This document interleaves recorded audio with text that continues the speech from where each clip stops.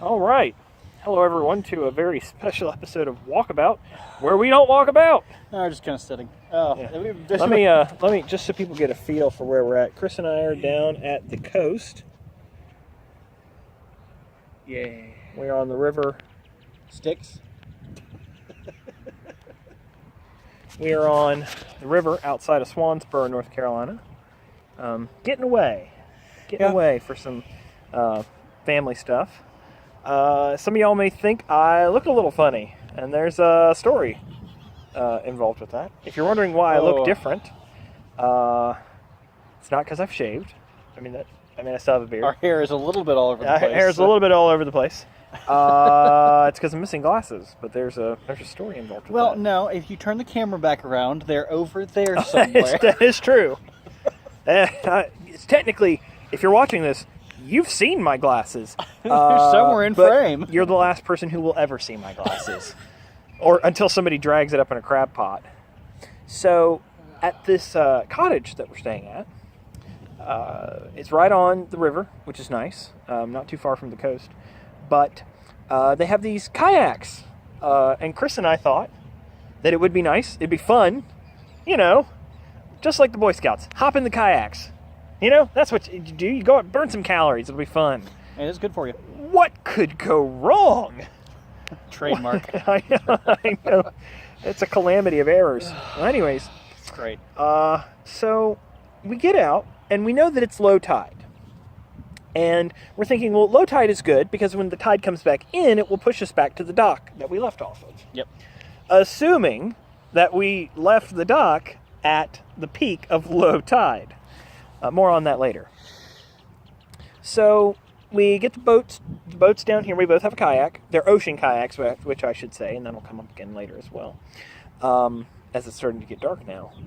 But anyways, so we get the boats down to the water and ease them down. There's about, 6 foot, 7 foot drop to get them to the water? Yeah. Yeah. So we get your boat down. We get you in first, because you've never been in a kayak before. Nope. You've canoed. Yeah. But you've never kayaked, as it were. So we get you in the kayak, and there's so much silt and so little water, you're basically having to scoot your ass out into the sound. Yeah. So to put that in perspective, again, he's out there. That's where we went. So, anyways. So we get you out, and you're doing your little scoots. I am scooting forward while using the oar to kind of push myself along. Scooty Puff Jr. Yeah. And then I get my boat down in the water, basically flop it in the mud and climb down the ladder and get into the boat. And we start getting out in the water. And we actually had the brilliant idea of, once we get out in the water and we're stable, we'll shoot a video out there. It'll be fun. We did bring this the phone that we're currently filming on, and we brought it in a plastic bag in a garbage bag that I had tied up and put it in my pocket. But here I was thinking, come on. Yeah, it's fine. And in fact, I was just wearing flip-flops. And you were wearing... Tell them what you were wearing. Okay, so this is a story in and of itself. And I actually feel like I want to tell this with the whole end, because that's part of the joy. Are we going to Tarantino this? Yeah. So you want to skip to the end? Yeah. So I didn't have any shoes that are really appropriate for this kind of thing. I only like tennis shoes. So I took these kind of durable nylon socks, and I double layered nylon socks. Knit socks, yeah. So you wouldn't cut your feet on any of the oyster shells, because they can be right. Very, so this is kind of like, sharp. If any of you are familiar, this is like the Sound, which is briny, but it's not the ocean. Yeah. And so there's lots of mussels and snails and oysters, and we're talking about thousands of years of oyster shells and mud. Yeah. So you can cut your feet open if you have and it's feet of it. I mean, we're talking about like Hold on. Okay. Because that's part of the joy. You keep talking. So he's hemming and hawing. He's like, does anybody have any flip flops for him to wear? Because it's sandals or something. Because this looks. I didn't want you to be barefoot. Yeah. So I just had that, and so we go out, and on the way back in, as Robert had mentioned before, it's great if you go out at exactly the lowest part of low tide. If you go out slightly before and come back at the lowest part of low tide, it means that you have to trudge through yards. 40 yards to be exact, in our case. Knee-deep silt, muck. It smells. It smells like poo. It's not. It doesn't smell like. Well, I was going to say, like, calling it smelling like crap is being generous.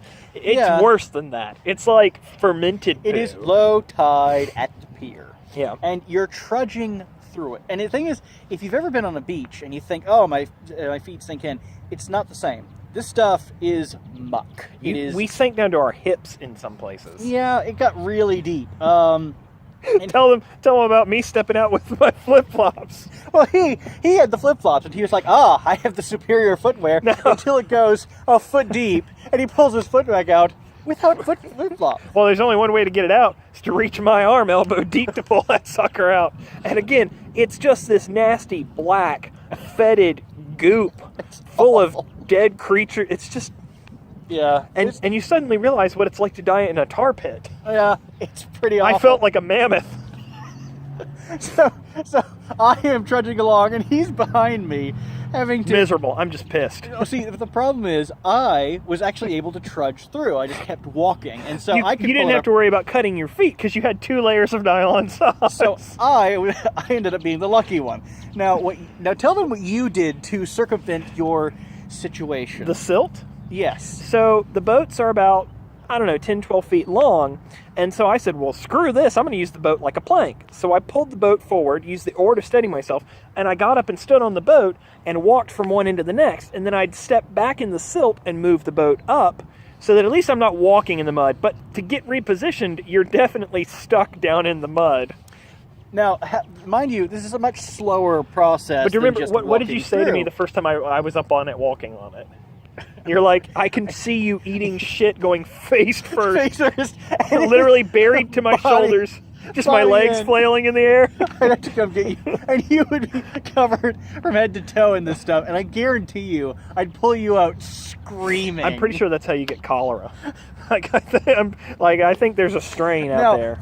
That wasn't actually all of the suffering. Part of the suffering is me standing at the bottom of the dock, laughing my ass off at your suffering because you'd already made it there. Oh my God! Well, you know what sucks about all of this is that you realize how fucked you are, and there ain't a damn thing you can do about it. Oh yeah. Fish are also jumping, by the way. Yeah, but man, as a fisherman, is there nothing more insulting than that? You put the rods away and there's just fish gaily jumping out of the water. Woohoo! Woohoo! So happy.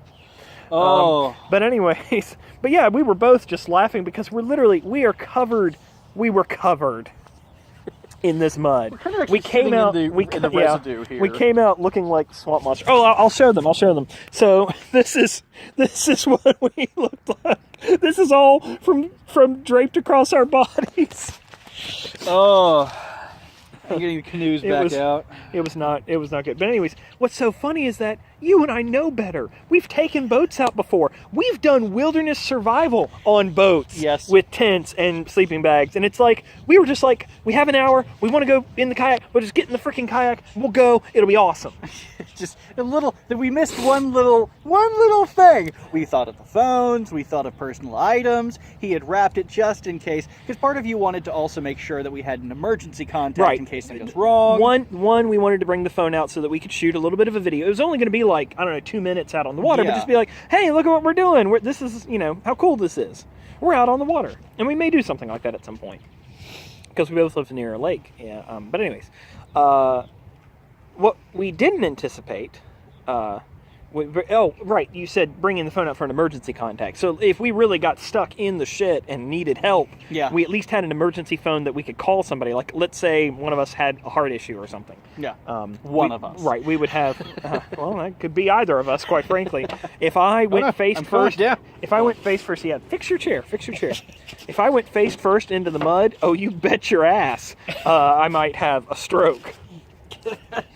But so we're getting out into the sound here, and we're positioning. And I said, "Hey, there's a little crab pot over there. Let's go check out that crab pot." And we suddenly realized, like, "Hey, this would be a good point. Pull out the camera." Yeah. And so I began to pull out the camera, and as I turn towards you, you hit the brakes, which is just dipping one of the oars in the water and braking. And what it does is my balance isn't centered, and the boat tips just enough that because it's an ocean kayak and not a river kayak, which means there's no cover over my legs, it dips, the water comes in and flips my ass into the water. I have been on a boat many, many many times. And even in that instant, you're like, well, I guess I'm going to eat shit. Yeah, you got to go over and you're like, if I accept it, I can actually catch myself. If you fight it, that's when you flip up and you just go straight head And out first. there, it may be a couple feet of water, but at the bottom of the water is the same sticky, silty shit that sucks you down to the bottom. So I'm freaking out because I'm like, oh my God, my phone. And there's my phone in the garbage bag floating in the bay. Yeah. And I'm like, oh, let me grab that. And then as I step forward to grab it, Yeah. my foot sinks into the silt and I go face first into the water. I think what happens is you tripped backwards and you were going to recover, but the boat was right there, and so you tripped over the boat and kind of just seesawed head first into the water. And then as I come up out of the water, I've got the phone, I put the phone in the boat, but I realize the boat is floating away from me. There's a current, because guess what? Tide's still going out. And I reach for the boat, and then it's that moment that I realize I can't see shit. I can't see anything. And immediately panic because this is the worst fucking case scenario of anywhere to drop your glasses in 2-foot murky brown water. You're just like, they're gone. They're gone. They're gone. And we're hours from home with no backup pair of glasses. Goodness knows he won't let me drive. So I panic, and I'm upset. And God bless Chris. Because he's like, it's all right, we'll look. But yeah, remember, we've been floundering in the... Oh, and at some point in all of this, Chris fell out of his boat, too. Now, mind you, when he lost his glasses, we had pretty much realized, let's take my glasses and put them in the safe hold in the boat. The boat has this little cubby that you put stuff in. Yeah. The kayak did, at least. And it's like, well, we're not going to lose 2 pairs of glasses. And that's where we wound up putting the phone. But it's like, all of our plans continue to just die. But because we'd been mucking around in the silt, there was all this dirt up in the water. We literally couldn't see down, and I couldn't see at all. And the worst part is, it's slightly sunny now, but it was completely overcast. So there's no direct sunlight. There's no if it was overhead sunlight, we could see the bottom. I almost guarantee you, I hate to say this, but if we could have, if it was sun over our heads, I bet you we would have found the glasses. Yeah. But the other thing is, too, is it's nasty and icky out there. So it's not just a matter of waiting around trying to find it. Everywhere I'm stepping into holes that could be filled with anything. Yeah. Snakes, crabs, turtles, stingrays. You know, shoot, they do get sharks up here, too. Yeah. And razor-sharp oyster shells everywhere. I cannot stress this enough. Everywhere. For those who have cut your feet on coral, it's... similar. It's the same. Similar to that. Yeah. So anyways, we look, and bless your heart, calmer heads prevailed. You're like, Robert, it's okay. And I'm like, it's not okay. I was angry and falling apart. Like because my wife is going to kill me. I'm going to kill me. I know it may be hard to believe for y'all at home. I'm generally the responsible one who takes care of things and has a calm head, at least to try to. But then when something mucks me up, that's such a major fuck up like that. It's one of those things where the coolest guy in the room is like, he stays cool the entire time, but then there's the one moment when one thing snaps, when and he's the one who goes fucking when you're on a ballistic. flight and you see the flight attendant start freaking out a little bit, that's when you know you're screwed. You're going down. Anyways, so we try, we only had a short amount of time to be out there anyways, and here we've already cut it short because we've been looking for my glasses for 20 minutes. And it's like, all right, Chris, screw it, they're gone. Let's enjoy the rest of this. So we did. We paddled around, we explored, and tomorrow I'd like to do more. We'll see if we can. Because everybody wants to go to the beach. They don't want to stay on the sound. We're down here for my sister's having a baby shower. So I hate being so cryptic, but that's why everybody's here. So like the whole family's like in one beach cottage. River cottage. But anyways, so we finally save it. But then I said, you know what? The dirt's probably settled. Let's swing by one more time and spend 5 minutes and just see if we see anything. And sure enough, nothing.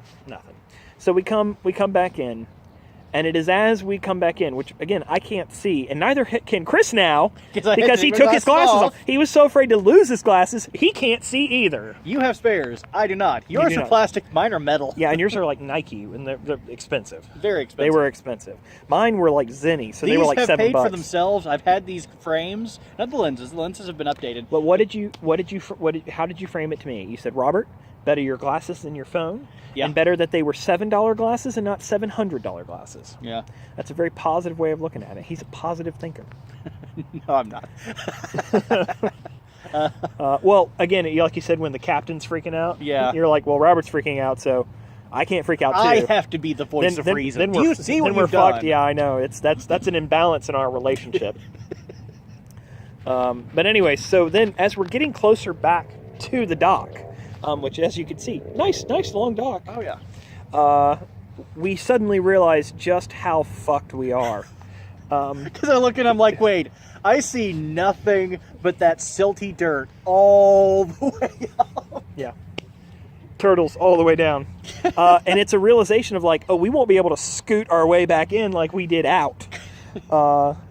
If you're scooting through that, then you are going to have some epic biceps. Literally, as I'm looking at it now, it may have been 50 or 60 yards of muck. It was bad. And you get out, and it's just like, fuck this. What am I doing with my life? Because I mean, Robert's kind of... It's quicksand. That's what it is. It's quicksand. Robert's kind of... He's kind of stressed out. He's kind of worried. He's all this... He's like, I also don't like getting dirty. I'm pretty fastidious. We can find another way. And I'm like, fuck it. I just jump. I just literally walk right out, grab it, and start pulling it along. Yeah, I know. I just couldn't take it anymore. But what's funny is that you made a channel that I thought would be a good place for me to step into. No. It made it worse. Your footprints made these, like... bogs that were dragging me down. I can't help it. If I could float, I would. And the whole time we have a timer in the back of our heads, like we gotta go, we gotta get back, we gotta clean up. I'm also thinking in the back of my head, I dunked my head into nasty water. I could have a brain-eating amoeba in my inner ear. And I got back and I said, Dad, you know more about this than I do. What are the odds that there's a brain-eating amoeba out there in the marsh? And he's like, pretty low. But I still scalded the inside of my eardrum. Yeah, I mean, you have the salinity level, and then you have the fact that the water has to be above a certain temperature for it to exist. Well, it's only certain places anyways. Yeah, it's mostly lake water. I think it's most prevalent where you find duck poop. Or not duck poop, goose poop. Goose poop, yeah. Yeah. Well, there's not a lot of... that being said... There's definitely poop here, but I don't think it's goose poop here. Oh, no. The other things are probably taking care of those amoebas long before they were started. Much more terrifying thing. But you know what? We still salvaged something. And you know what? We got... At the end of the day, I think that's why you and I were laughing so hard, is like we realize what a great story we'll have to tell forever because of just how awful it was. I mean, the thing is, like, okay, you're in a bad situation. Things are going south. Everyone's miserable. If it's not like a survival scenario where you might die, if you're not worried about that, laugh, because you're going to, like, maybe it's an hour, maybe once you're back, maybe it's a week, maybe it's a year. You're going to look back at that and you're going to laugh your ass off because it's great. The funniest It was a sobering reminder too, because like I said, you and I have done a lot of survival, a lot of camping, and we are so prepared always, all the time. That's the one thing we didn't think about. So it just goes to show you, if you cut corners, make mistakes, you're not methodical, if you just, just hop into it, which is my style for a lot of things. Yeah. It can come back to bite you in the ass and maybe cut up your legs with oyster shells. But, again, if you survive it and you go through it, don't fret, don't worry, don't hem and haw about how it's ruined. It's just going to be a lesson. Laugh at it, because there's something about it that's going to be funny. You can laugh at yourself about it. I have been heckling him all night for the things he can't say. Like we're driving to dinner, and he's driving, and we're coming up. Mistake number one. And we're coming up, and of course the light turns red, and I'm like, Robert, the light's red. Yeah. Can you see? Then we're at the restaurant, and you're making fun of me, and you're like, Robert, do you want me to read your menu for you? And I say, I'm fine, and then I hold it up like this close to my face. Just no thanks. Yeah, just learn to laugh at things. You'll feel a lot better. It'll help you enjoy things. I don't know if this is like a lesson, but I hope it was entertaining. We have some setup to do tonight for my sister's baby shower tomorrow. But then hopefully, I think our asses are going to be enjoying a bonfire and maybe a hot tub. Oh, yeah. I guarantee, if no one else, I'm getting in that damn hot tub. We'll have a hot tub cast. Yes. Oh, God. Until you drop it in the hot tub. Oh, jeez. If we had a video of you and I in a hot tub together, that would not help with the shippers. All right. Have a good night, y'all. This is if y'all have a chance, wherever you are in the world, the Outer Banks of North Carolina, it's where I call home. That's why he calls me Flatlander. Yeah. But it's a beautiful place. It's a beautiful place. I highly recommend it. Bless you. Have a great night, and thanks for listening to the story. We'll catch you next time on Walkabout. Yeah.